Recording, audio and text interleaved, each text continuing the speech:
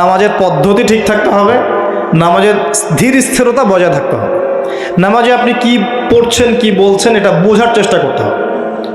এই জন্য আমি কিছু টিপস আপনাদেরকে এর আগেও দিয়েছি, আবার বলছি, এটা আমি ব্যক্তিগতভাবে উপলব্ধি করেছি যে নামাজের মধ্যে যদি আপনি প্রতিদিন প্রতি ওয়াক্তে একই সূরা পড়তে থাকেন, মনোযোগ কমে যাবে। আপনি এক এক ওয়াক্ত নামাজে এক এক সূরা পড়েন, ভেরিয়েশন রাখেন, আপনি নামাজে মনোযোগ পাবেন বেশি। এটা একটা টিপস। একটা টিপস হচ্ছে নামাজে যা পড়ছেন আল্লাহু আকবার থেকে আসসালামু আলাইকুম রহমতুল্লাহ পর্যন্ত প্রতিটা শব্দের অর্থটা জানার চেষ্টা করেন এবং ওই অর্থের দিকে মনোযোগ দেন। আপনার নামাজে মনোযোগ এদিক ওদিকে যাবে না ইনশাআল্লাহ। নামাজ যে ইমাম পড়াবে তাকে স্বাধীনতা দেন, ধীর স্থিরভাবে ওকে নামাজ পড়াতে বলেন এবং যিনি ইমামতি করবেন তার তেলাওয়াতটাকে অত্যন্ত সুললিত করার চেষ্টা করেন। সুন্দর তেলাওয়াত শুনলে মনোযোগ বেড়ে যায়, খেয়াল করে দেখবেন। তারাবির নামাজে সুন্দর তেলাওয়াত থাকলে দেখবেন মনোযোগ এদিক ওদিক যাচ্ছে না এবং দুনিয়াবি কাজগুলোকে ফারেক হয়ে নামাজ পড়তে আসে। মাথায় 10টা কাজ নিয়ে নামাজ পড়তে আসবেন, রিল্যাক্সে নামাজ পড়ে এবং নামাজের সময় আশপাশের শব্দ যেন না হয় খেয়াল রাখেন। বাসায় বলে দিবেন নামাজের সময় আমাকে ডিস্টার্ব করবেন, নামাজের সময় ফোন আসলে আমাকে নক করার দরকার নাই, নামাজের সময় গেট নক করবে না। মানে নামাজটাকে আপনি সর্বোচ্চ গুরুত্ব দেন। কারণ কি, এটা পড়ার জন্যই তো পৃথিবীতে এসেছি। ওয়ামা খালাকতুল জিন্না ওয়াল ইনসা ইল্লা লিয়াবুদুন। দুনিয়াতে আসছি কেন ভাই? আল্লাহর ইবাদত করতেই তো। এখানে এত তাড়াহুড়োর কি আছে? এরপর আল্লাহ পাক তো সহজ করে দিয়েছেন। আপনি মুসাফির হলে কসর করতে পারবেন, পারবেন না? মুসাফির হলে কসর করতে পারবেন। আল্লাহ পাক নামাজের যে আহকাম আরকানগুলো দিয়েছেন, এগুলোর মধ্যে নামাজের ফরজ, ওয়াজিব, সুন্নত, মুস্তাহাব যেগুলো আছে ঠিকঠাক করে নামাজ পড়লে নামাজটা খুশু খুজুর সাথে হবে ইনশাআল্লাহ। আল্লাহ পাক আমাদেরকে সবাইকে খুশু খুজুর সাথে 5 ওয়াক্ত নামাজি বানিয়ে দিন, আল্লাহুম্মা আমিন। আর মুকিম যারা থাকবেন চেষ্টা থাকবে জামাত ধরার জন্য।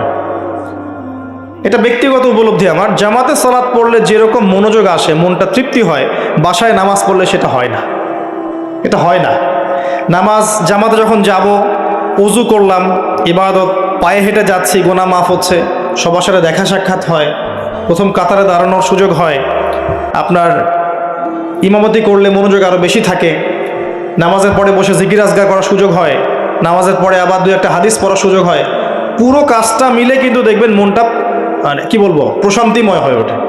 বাসায় একা একা ঠিকঠাক নামাজ পড়লে এটা হয়ে ওঠে না। তবে কিছু নামাজ বাসায় পড়তে নবীজি বলেছেন, এতে করে বাসায় রহমত বরকত নাজিল হবে। অনেকে প্রশ্ন করে, স্বামী স্ত্রী কি একসাথে নামাজ পড়তে পারবে? স্বামী স্ত্রী একসাথে সিনেমা দেখতে পারবে, নামাজ পড়তে পারবেন নাকি? এগুলো প্রশ্ন করে। স্বামী স্ত্রী কি একসাথে নামাজ পড়তে পারবে? নামাজ পড়েন না বলেই তো এই সমস্যা। স্বামী স্ত্রী একসাথে মাঝে মাঝে নামাজ পড়বে, মাঝে মাঝে নফল নামাজ পড়বেন একসাথে। এতে করে দেখবেন মহব্বত বাড়ছে, পরিবারের শান্তি বাড়ছে। স্বামী স্ত্রী একসাথে সারা দুনিয়া ঘুরে বেড়ায়, বেপরোয়া হয়ে ফেসবুকে ছবি দেয়, এগুলো করতে পারবে, নামাজ পড়তে পারবে? জিজ্ঞাসা করছে, একজন প্রশ্ন করছে। আল্লাহ পাক বোঝার তৌফিক দান করুন, বোধশক্তি দান করুন। ঈমান আনার পর প্রথম কাজ কি ভাই? সালাত। এরপর আল্লাহ পাক বলছে, ওয়াল্লাযীনা হুম আনিল লাগবি মুরিদুন। যারা অনর্থক কথা এবং কাজ থেকে দূরে থাকে, অনর্থক অহেতুক ফাহেসা কথা এবং কাজ থেকে দূরে থাকে, এরা হচ্ছে মুমিন, সফল হচ্ছে। খেয়াল করে দেখবেন আমাদের জীবনের বেশিরভাগ কথা এখন অনর্থক হচ্ছে, অহেতুক। অহেতুক গীবত, অহেতুক তহমত, অহেতুক সমালোচনা। 3-4 জন একসাথে বসলেই গীবত। যে ব্যক্তি কিছু বোঝেই না, সে পলিটিক্স নিয়ে কথা বলা শুরু করলো, ইকোনমিক্স নিয়ে কথা বলা শুরু করলো, দেশ নিয়ে, রাষ্ট্র নিয়ে। কত বুদ্ধি তার, মাশাআল্লাহ। অথচ সে এসবের ধারই ধারে, জ্ঞানের কোনো ধারই ধারে না। এই জ্ঞান তার মধ্যে নাই। এমন কেউ নাই যে সব বিষয় নিয়ে কথা বলার চেষ্টা করে না। সবাইকে সব বিষয়ে কথা বলতে হবে না তো। যে যে বিষয়ে দক্ষ সে সেই বিষয়ে কথা বলবে। তো আমরা কিন্তু কথা খুব বেশি বলি, অহেতুক কথাবার্তা, অহেতুক কাজ। দেখবেন অহেতুক কাজে আমাদের যুব সমাজ সময় নষ্ট করছে। ঘুম থেকে ওঠা থেকে শুরু করে দেখেন, অহেতুক আড্ডা মারবে, অহেতুক বাইক নিয়ে ঘুরছে মেয়ের পিছনে, অহেতুক বান্ধবীর পিছনে ঘোরা, দেখবেন অহেতুক আড্ডা মারা, কফি শপে বসে থাকা, অনলাইনে সারাদিন অনলাইনে স্ক্রল করতে থাকা, অহেতুক দেখবেন বসে বসে গেমস খেলছে, যে গেমসের কোনো মূল্যই নাই, সময় নষ্ট করছে নিছক মনোরঞ্জনের জন্য। এরকম প্রচুর কাজ। মেয়েদেরকেও দেখেন সেম কাজ করছে, সারাদিন দেখবেন ওই সাজুগুজু নিয়ে পড়ে আছে, অহেতুক সিরিয়াল দেখছে বসে বসে, ঘন্টার পর ঘন্টা চলে যাচ্ছে, রিমোট নেওয়াই যায় না হাত থেকে। সারাদিনের সব কাজ আগে শেষ করে সন্ধ্যার সময় বসতেই হবে, সন্ধ্যা থেকে রাত 10টা সিরিয়াল দেখে শেষ করবে। তারপর বাঘের মুখ থেকে খাবার কেড়ে নিয়ে আসতে পারবেন, কিন্তু আপনার স্ত্রীর হাত থেকে রিমোট নিতে পারবেন না। মানে সবই হয়তো, খেয়াল করে দেখবেন প্রচুর কাজ আমরা করি, নিছক অহেতুক কথার কাজ। আল্লাহ পাক বলেছেন মুমিনদের সবচেয়ে বড় বৈশিষ্ট্য হচ্ছে তারা অহেতুক কথা এবং কাজ এড়িয়ে চলবে। কথা বললে দিনের কথা বলবে, আল্লাহর কথা বলবে, রাসূলের কথা বলবে। যে কথায় কোনো উপকার আছে এমন কথা বলবে, যে কথায় নিজের বা নিজের পরিবারের, নিজের দেশের, নিজের জাতির, নিজের উম্মার উপকার হয়, দিনের খেদমত হয়, এমন কোনো কথা বলবে বা কাজ করবে। আর যদি কোনো জায়গায় বসে দেখেন অহেতুক কথা কাজ হয়ে গেছে, সেক্ষেত্রে ওঠার আগে অবশ্যই এই দোয়াটা পড়বেন, সুবহানাকা আল্লাহুম্মা বিহামদিকা আশহাদু আল্লা ইলাহা ইল্লা আনতা আস্তাগফিরুকা ওয়া আতুবু ইলাইক। আশা করা যায় ওই বৈঠকে আপনি যে অহেতুক কথাগুলো বলেছেন এটা মাফ হয়ে যাবে ইনশাআল্লাহ। তো আল্লাহ পাক আমাদের সবাইকে অনর্থক কথা এবং কাজ থেকে বেঁচে থাকার তৌফিক এনায়েত করুন, আমিন। এরপর আল্লাহ পাক বলেছেন ওয়াল্লাযীনা হুম লিযাকাতি ফাঈলুন, যারা যাকাত আদায় করে। এখানে যাকাতের দুইটা অর্থ, একটা হচ্ছে মালের যাকাত প্রদান করা, নিসাব পরিমাণ সম্পত্তি থাকলে 2.5% যাকাত দিবেন। যাকাত দেন তো? শুধু যাকাতটা যদি আমরা কালেক্ট করতে পারতাম, আমাদের সমাজে দারিদ্রতা বলে কিছু থাকতো না। শুধু যাকাতটা যদি আমরা সংগ্রহ করতে পারতাম সবাই, আর আমরা যদি দিতাম। আমরা অনেকে নামাজ পড়ি, যাকাত দেই না। রমজান মাসে তারাবির নামাজে এসে অনেক বড় বড় বাহাদুরি দেখাই, যাকাতটা আদায় করি না। বহু মানুষ আছে আমরা যাকাত দেই না। এমন অনেক মানুষ আছে আমাদের সমাজে যাদের এক একজনের যাকাতের টাকা দিয়ে শত শত মানুষের কর্মসংস্থান করা সম্ভব, জানেন? এমন অনেক মানুষ আছে আমাদের দেশে। আমরা বলি না যে আমরা মধ্যম উন্নয়ন অগ্রগতির দেশ, তাই বলছি না এখন, কিন্তু উন্নয়নশীল দেশ হলে আমাদের মধ্যে এমন অনেক মানুষ আছে যাদের সম্পদ মাশাআল্লাহ ওই আকাশের চূড়ায় পৌঁছে গেছে। যাকাত নেন, দেখবেন অনেক কিছু করা সম্ভব। স্বেচ্ছায় যাকাত দেওয়ার মানসিকতা তৈরি করে, এটা ফরজ জিনিস, নফল নয়। এটা একটা অর্থ। নিসাব পরিমাণ সম্পদ থাকলে যাকাত দিয়ে দিন। যদি যাকাত না দেন, সূরা তাওবা পড়ে দেখেন আপনার জন্য কি শাস্তি অপেক্ষা করছে। সম্পদ গলিয়ে কপালে, গালে, পিঠে সব জায়গায় আল্লাহ পাক লেপটে দিবেন, দিয়ে বলবেন হাযা মা কানাসতুম লিআনফুসিকুম, এটাই সেই সম্পদ যা তুমি তোমার জন্য জমিয়ে রেখেছিলে। ফাযুকুল আযাব বিমা কুনতুম তাকনিসুন, আজকে স্বাদ ভোগ করো, আযাব চাখো, যে সম্পদ তুমি সঞ্চয় করেছিলে এর স্বাদ তুমি চেখে দেখো। আল্লাহ পাক আমাদেরকে যাকাত প্রদান করার তৌফিক দান করুন, আমিন। যাকাত এবং ইসলামিক ইকোনমিক্স নিয়ে আমি ইনশাআল্লাহ ডিটেইলস কোন একটা লেকচার আলোচনা করব ইনশাআল্লাহ। আরেকটা অর্থ হতে পারে যাকাতের, হতে পারে না এটা অর্থই অন্যান্য অনেক ওলামায়ে কেরাম বলেছেন। এখানে যাকাত আরেকটা অর্থ হচ্ছে আত্মশুদ্ধি, মনটাকে পবিত্র করা।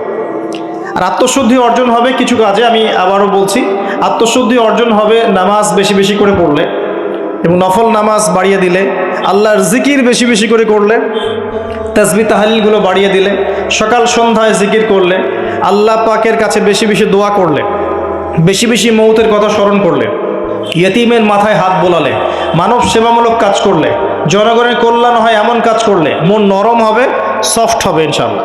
এবং মন যত নরম হবে তত বেশি আল্লাহর নূর সেখানে আসবে।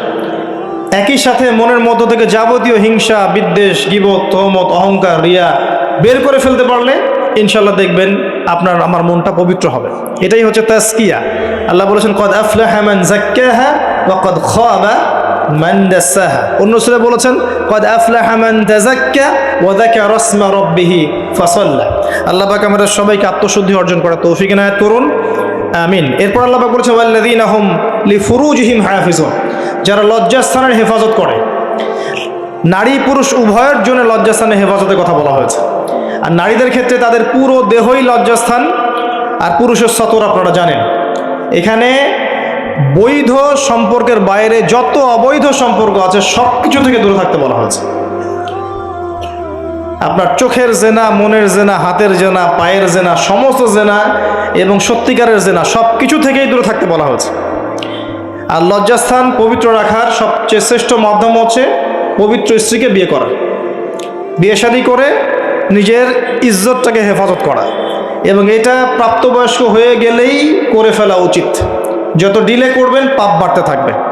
এবং গার্ডিয়ানদের উচিত যদি একটা রিজিকের ব্যবস্থা হয়ে থাকে সন্তানের, বয়স হয়ে গেলে বিয়ে দিয়ে দেওয়া ছেলে আর মেয়ের।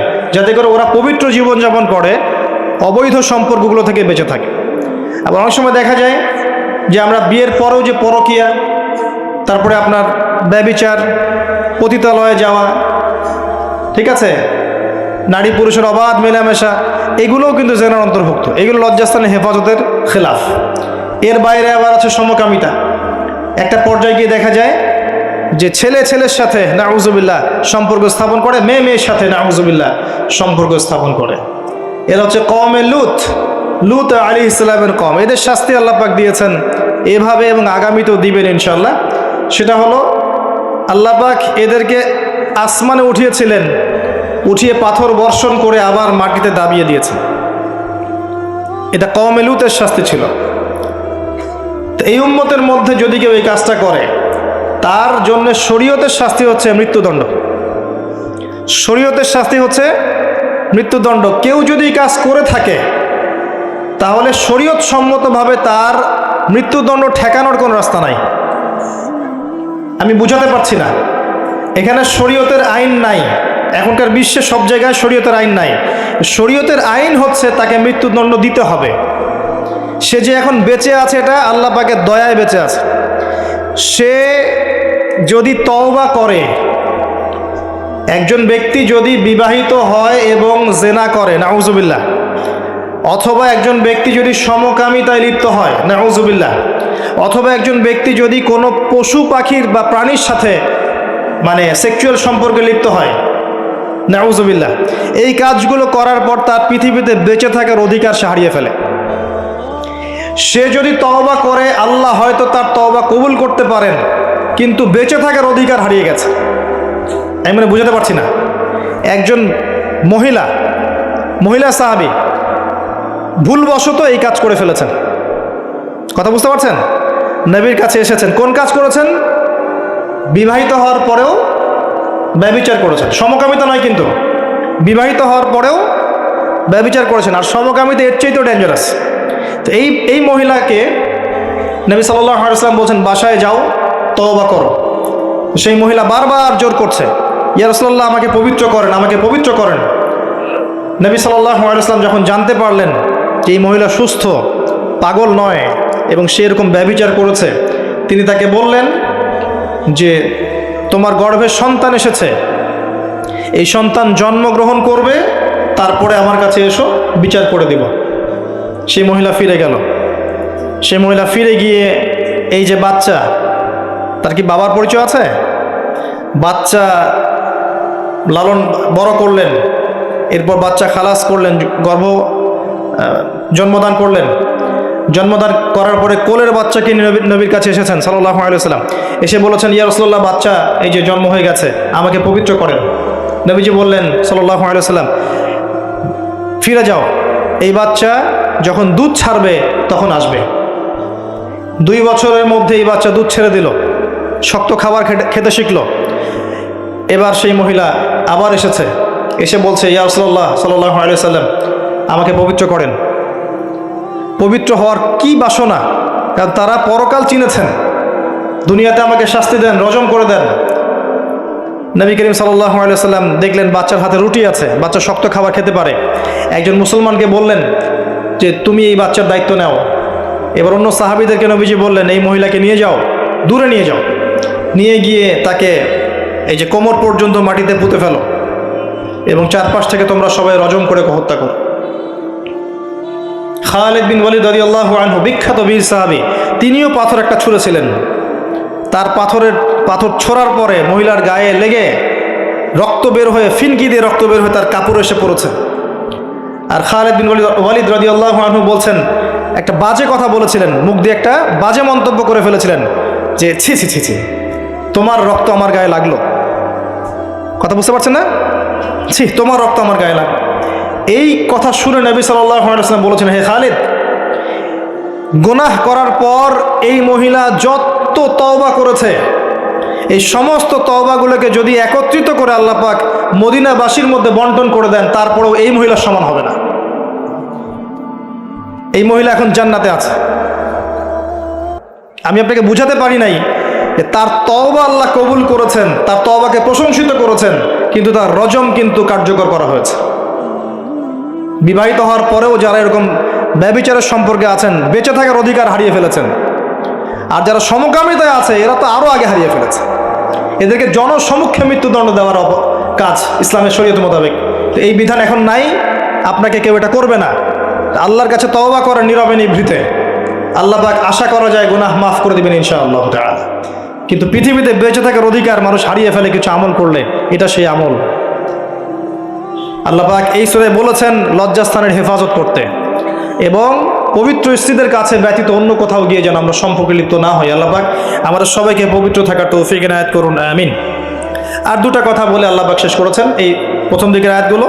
আল্লাহ পাক বলেছেন ওয়াল্লাযীনা হুম লিআমানাতিহিম ওয়া আহদিহিম রাউন।